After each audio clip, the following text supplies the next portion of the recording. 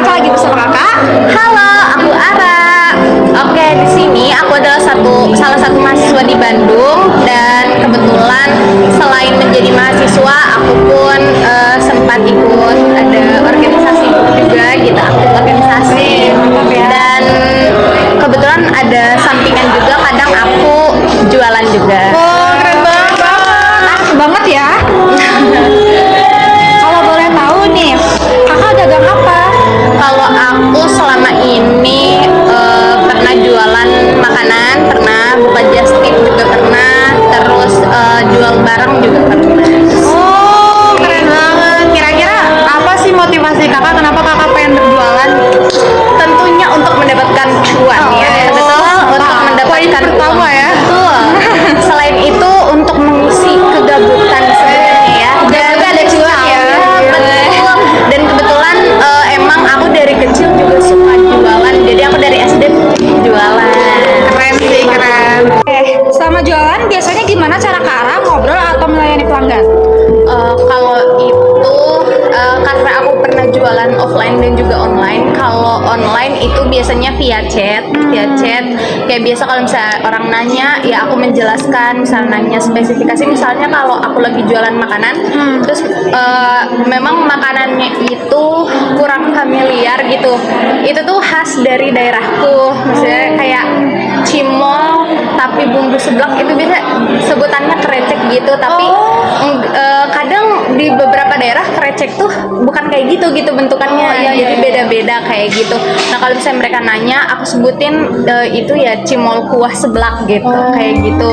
Terus dari segi rasa aku jelasin juga kayak gimana gitu. Terus kadang mereka tuh penasaran ini makanannya pedas atau gimana gitu. Nah kebetulan aku juga bisa open request, mau bisa pedas, enggak, manis atau enggak, itu bisa gitu. Kayak gitu. Mantap banget ya. Kapan-kapan kita coba Boleh ya, boleh. Gila. Nah kalau yang offline itu sebenarnya cukup struggle bagi aku karena yang offline tuh aku pernah jualan es krim kebetulan. Iya, aku jualan es krimnya kayak di pasar tumpah gitu. Kayak pasar minggu gitu kali Iya, ya. betul. Nah kebetulan itu setiap hari Senin. Nah kebetulan karena pasar tumpahnya itu daerah dekat rumah nenek aku, jadi aku jualan di situ gitu. Nah sebenarnya awalnya aku malu ya, iya gitu kan, malu, terus deg-degan juga, takut nggak habis gitu kan. Terus sebenarnya banyak ekspektasi kayak, aduh gimana ya nanti, harus kayak gimana ya. Nah ternyata tidak semenakutkan itu gitu. Ternyata ketika aku terjun, ketika aku berjualan, orang-orang tuh udah nanya excited duluan gitu, ini tuh apa gitu. Terus aku jelasin ini itu adalah es krim, terus ada toppingnya, bisa pilih. Jadi dari situ aku mulai kayak beraniin ikutan tuh, kayak misalnya ibu-ibu sama bapak-bapak yang jualan teriak-teriak tuh.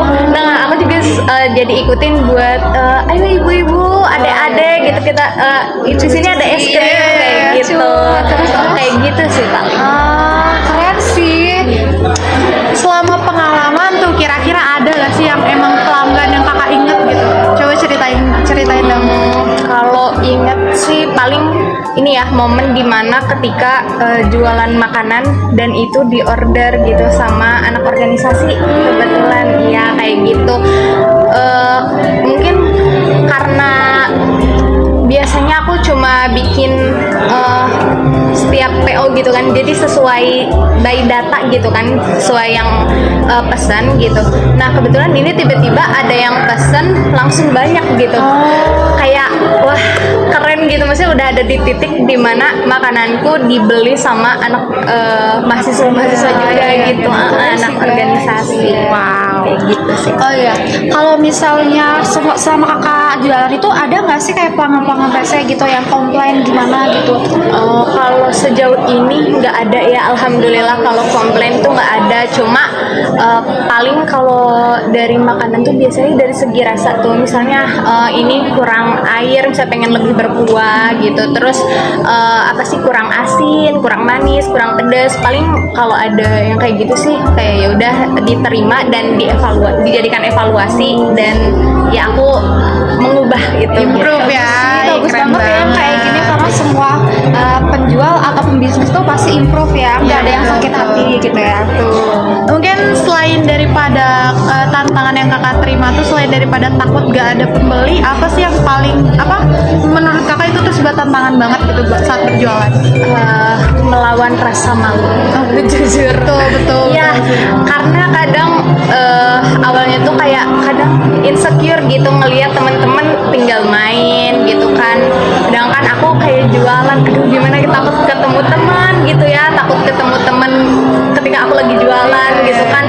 Itu tuh suatu tantangan banget bagi aku gitu. Tapi ternyata hal itu tuh bisa teratasi. Ternyata teman-teman aku malah jadi support beli gitu. Jadi kayak seru gitu jadinya. Kayak gitu. Harusnya nggak usah malu ya, karena itu hal yang keren, nggak semua orang tuh berani untuk melakukan hal itu. Betul. Oke. Semenjak ada apa sih online gitu, belanja online, itu mempermudah atau gimana ya?